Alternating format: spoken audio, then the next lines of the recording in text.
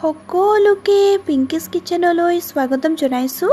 আজি মই আপোনালোকৰ আগত একেবাৰে সহজতে ঘৰতে বনাই খোৱা একেবাৰে সিম্পল পুৰৈ শাক ভাজিৰ ৰেচিপি লৈ আহিছোঁ। খাবলৈও খুবেই ভাল লাগে।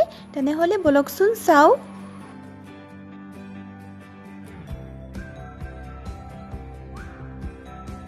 এই ৰেচিপিটো বনাবৰ বাবে মই ইয়াতে পুৰৈ শাক লৈ লৈছোঁ। এইখিনি মই ভালদৰে কাটি ধুই লৈছোঁ। এতিয়া মই গেছটো অন কৰি কেৰাহী এখন বহাই দিছোঁ।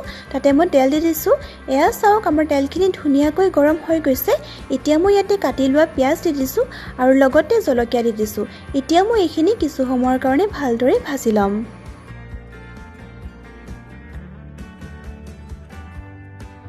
এয়া চাওক, অলপ সময়ৰ পাছতেই আমাৰ পিঁয়াজখিনি ধুনীয়াকৈ ভজা হৈ গৈছে। এতিয়া মই ইয়াতে পুৰৈ শাকখিনি দি দিছোঁ আৰু এইখিনি মই ধুনীয়াকৈ লৰাই দিছোঁ।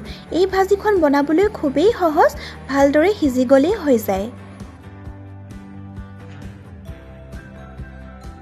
এয়া চাওক, এইখিনি ধুনীয়াকৈ লৰাই দিয়াৰ পাছত এতিয়া মই ইয়াতে হালধি গুড়ি আৰু সোৱাদ অনুসৰি নিমখ দি দিছোঁ। ইয়াতে মই অন্য একো মছলা ব্যৱহাৰ কৰা নাই। এতিয়া মই এইখিনি কিছু সময়ৰ কাৰণে লৰাই লৰাই ভাজি ল'ম।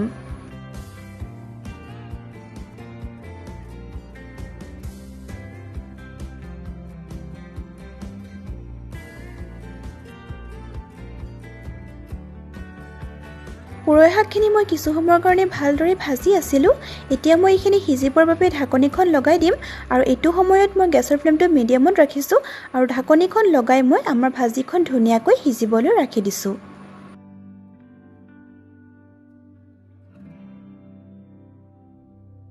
এয়া চাওক, 10 মিনিটমান সময়ৰ পাছত আমাৰ পুৰৈ শাক ভাজি একেবাৰে ৰেডি হৈ গৈছে, ধুনীয়াকৈ সিজিও গৈছে আৰু এইটো সময়ত মই গেছৰ ফ্লেমটো অফ কৰি দিছোঁ।